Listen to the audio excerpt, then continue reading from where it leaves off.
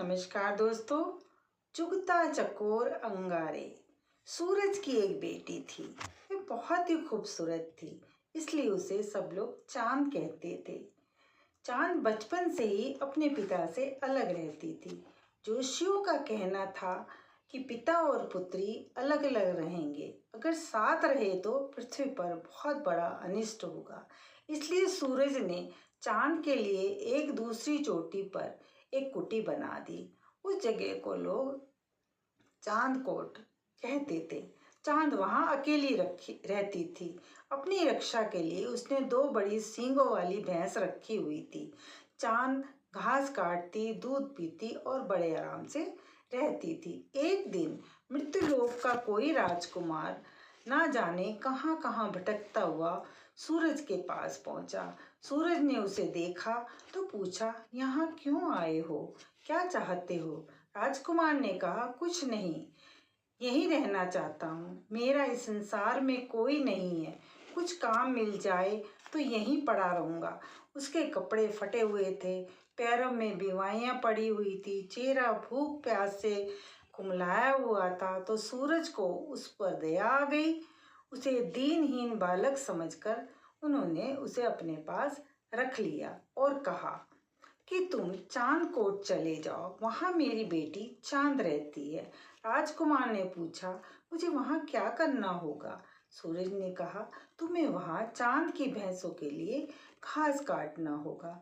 राजकुमार ने कहा, अच्छा, और खुशी खुशी चांदकोट चला गया। चांदकोट में कोई आदमी नहीं रहता था। चांद ने उसे आते देखा तो आने नहीं दिया और कहा कि लौट जाओ, यहाँ तुम नहीं रह सकते। लेकिन राजकुमार नहीं रुका तो चांद को गुस्सा आ गया। उसने अपनी दोनों भैंसों को खोल दिया। राजकुमार ने दोनों भैंसों के सींग पकड़े और उन्हें अपने वश में कर लिया। चांद ने उसकी वीरता को देखा और उसके आने का कारण पूछा। राजकुमार ने कहा, मैं मुसीबत का मारा हूँ।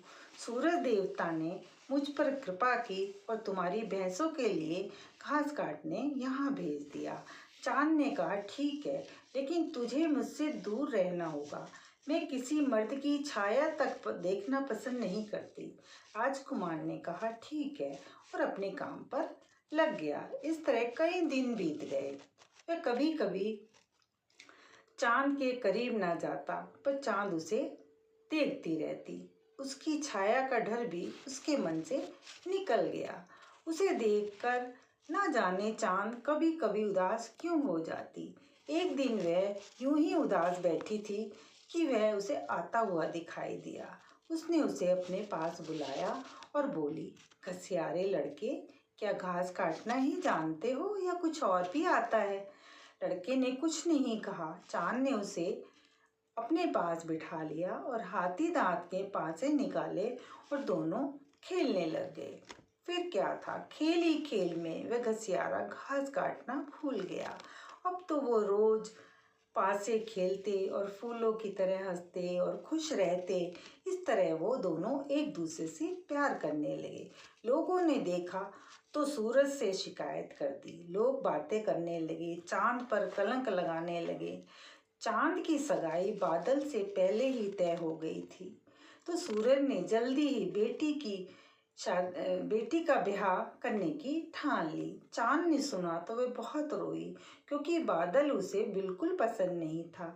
लेकिन सूरज नहीं माना। आखिर बादल एक दिन अपनी बारात लेकर सूरज के यहाँ पहुँच गया। सूरज ने बारात की आवभगत की, लेकिन फेरों का समय आया तो देखते क्या है कि चांद घर में नहीं है। सब जगह ढूंढा पर उसका कहीं पता नहीं चला। घसियारे से पूछा तो उसे भी कुछ पता नहीं था। सूरज ने चारों दिशाओं में ढूंढने के लिए अपने आदमी भेजे।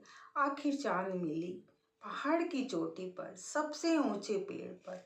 उसने गले में रस्सी बांधकर फांसी लगा ली थी। उसकी लाश पेड़ पर झूल रही थी, वैसी ही सुंदर लग रही थी। राजकुमार पागल हो उठा। झपट कर उसने चांद को अपने गोद में उठा लिया, लेकिन सूरज के आदमियों ने चांद से उस चांद को उससे छीन लिया। राजकुमार उनके पीछे पीछे चल पड़ा। सूरज ने चांद की चंदन की चिता बनाई और उसका दाह संस्कार कर दिया। सबके देखते देखते ही राजकुमार भी उसी चिता में कूद पड़ा और वह भी मर गया। मरकर वह चकोर बन गया। कहते हैं कि वही चकोर आज भी अंगारों में अपनी प्रेयसी चांद को खोजता है और बादल बार बार उसके और उसके पिता सूरज के सामने आ खड़ा होता है। दोस्तों, मेरी कहानी को अंत तक देखें, लाइक करें, शेयर करें और कमेंट्स बॉक्स में अपनी सुझाव अवश्य दें। मेरी ये छोटी छोटी कहानियाँ अलमारी में ही रखी रह जाती, मैंने आप तक पहुँचाने का एक छोटा सा प्रयास किया है। कोई ना कोई तो कभी ना कभी तो पढ़ेगा। धन्यवाद।